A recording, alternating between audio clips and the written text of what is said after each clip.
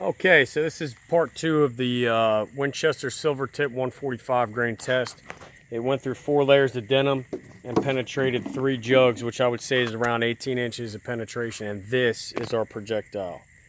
Perfect expansion, really wicked looking round, really devastating hollow point. No doubt about it. This round is, from my estimation and my standards of what a hollow point should expand to and look like, it's pretty looking. And I know that a lot of people say, well, whether or not the hollow point is pretty doesn't matter. Okay, I would find it hard to believe that some dude ate up 5 of those center mass hits. As I mentioned in the last video, Officer Coates incident in South Carolina in 1992 with a Model 66. I would find that really hard to believe, because that is a lot of weight going really fast. So now we're going to do the bill drill and see how well we can control rapid fire with that gun. Okay, yeah, once again, that's the Silvertip Winchester 145 grain round. And that has been really difficult for me to ever find. I've never seen that available in the store. I know a lot of you guys that are older than me that have been carrying revolvers for years or used them on duty may be familiar with this round. Okay, but I've never seen it. I've never used it. I've just heard about it. And once I saw a box at Academy, I just had to get one and find out for myself what I think. But that's pretty wicked expansion. And like I said, it's got a mixed reputation. On one hand, it was issued to law enforcement agencies back in the day in the 90s and 80s. And some SINAL chart, I believe it's called, has a really good stopping rate. Not as good as the 125 grain, which is my carry round, but pretty good. But on the other hand, there's this Officer Coates incident in South Carolina in 1992, where, back in those days, state troopers were carrying a .357 Magnum revolver, a Model 66, and the officer scored 5 out of 6 hits on a center mass suspect. And because of the amount of fat that this fella had, I guess, is what they're saying, is he was just a really fat dude.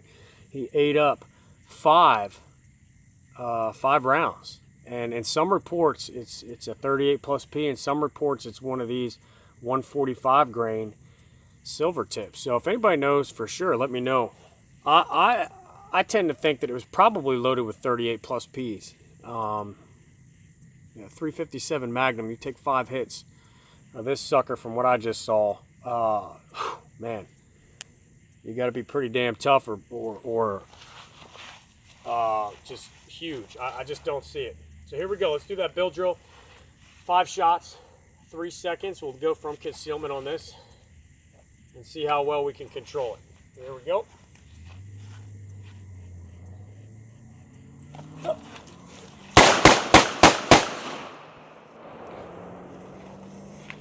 Okay, so there's 5. And I'll tell you right out the gate, this thing is snappy. And the L frame handles recoil really well. There's a lot of weight here.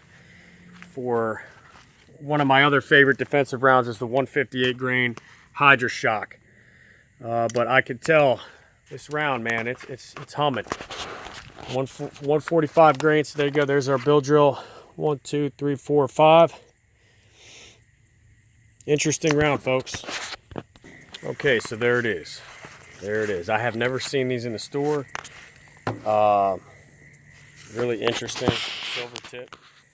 From what I can tell, man, it seems like a pretty legit round to me.